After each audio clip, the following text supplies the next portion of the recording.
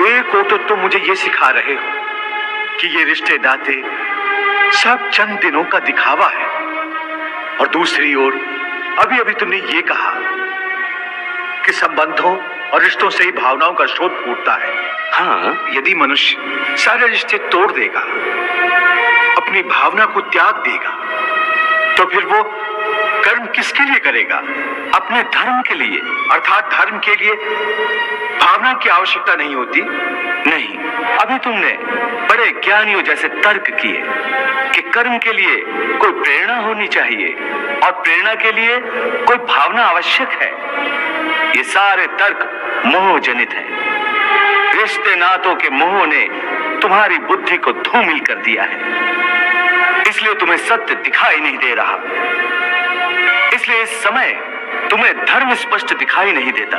धर्म क्या है? धर्म की व्याख्या क्या है? इस बात का निर्णय कौन करता है?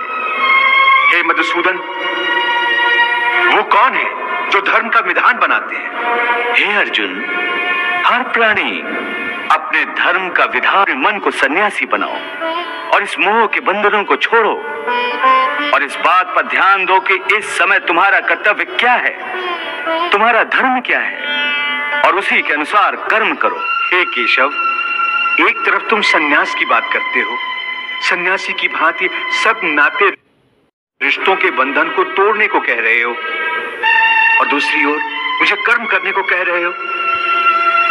ये दोनों बातें विरोधी हैं। तुम जानते हो कि मनुष्य जब कोई कर्म करता है तो उस कर्म का कोई कारण होता है, कोई प्रेरक होता है जिसकी प्रेरणा से मनुष्य कर्म करता है। कोई भावना तो होती है जिस भावना की पूर्ति के लिए मनुष्य अच्छा बुरा कोई भी कर्म करता है। अर्थात कर्म की जड़ में एक भावना होती है, और भावना की जड़ में कोई ना कोई रिश्ता होता है, क्योंकि किसी संबंध, किसी रिश्ते के बगैर तो भावना पैदा नहीं हो सकती। अर्जुन, तुम ठीक कह रहे हो। संबंधों और रिश्तों से ही भावनाओं का स्रोत फूटता है, परंतु भावनाओं की ये नदी जल्दी सूख जाती है, बिल्कुल ऐसे जैसे आग में पानी की बूंद तुरंत ही लुप्त हो जाती है। मरने वाले की चिता के ठंडे होने से पहले ही रिश्तेदारों की आंखों के आंसू भी सूख जाते हैं। तिलक प्रस्तुत करते हैं। हे केशव, एक हो तो तुम मुझे ये सिखा रहे हो कि ये रिश्ते नाते सब चंद दिनों का दिखावा है, और दूसरी ओर अभी अभी तुमने ये कहा कि संबंधों और रिश्तों से ही भावनाओं का स्रोत फूटता है। कहा था ना? हाँ, और मैंने ये कहा था कि कर्म करने के लिए किसी न किसी भावना का होना जरूरी है, और भावना के लिए रिश्ते नातों की आवश्यकता है, क्योंकि किसी न किसी रिश्ते की जड़ से ही तो भावना पैदा होती है।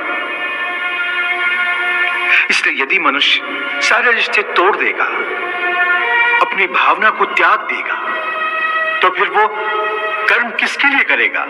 अपने धर्म के लिए। धर्म के लिए? हाँ, अपने धर्म के लिए। अर्थात धर्म के लिए भावना की आवश्यकता नहीं होती। नहीं, धर्म के लिए भावना की नहीं, बल्कि अपने कर्तव्य के ज्ञान की आवश्यकता है। इस बात की आवश्यकता होती है कि मनुष्य समझ ले कि उस परिस्थिति में उसका कर्तव्य क्या है। भावना तो कई बार कर्तव्य के रास्ते में आ जाती है, मनुष्य को कमजोर कर देती है। जैसे इस समय तुम्हारी भावनाओं के कारण तुम्हारे मन में जो मोह उत्पन्न हो गया है, वो तुम्हें कर्तव्य के रास्ते से भटका रहा है।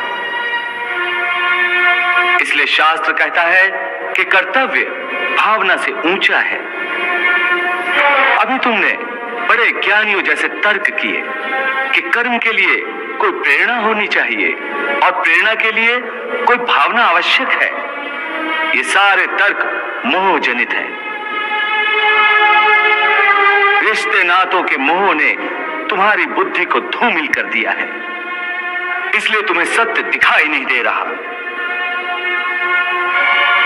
इसलिए इस समय तुम्हें धर्म स्पष्ट दिखाई नहीं देता। धर्म क्या है? धर्म की व्याख्या क्या है, इस बात का निर्णय कौन करता है? हे मधुसूदन, वो कौन है जो धर्म का विधान बनाते हैं? हे अर्जुन, हर प्राणी अपने धर्म का विधान स्वयं बनाता है। मैं समझा नहीं केशव। देखो पार्थ, धर्म का जो विधान किसी दूसरे ने बनाया हो वो तुम्हारा धर्म नहीं हो सकता। दूसरे ने बनाया हो वो तुम्हारा धर्म नहीं हो सकता।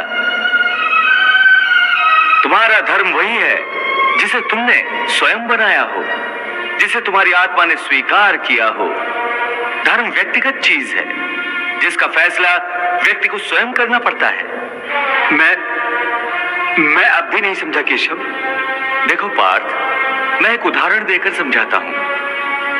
किसी के गांव पर डाकू हमला करके गांव की लड़कियों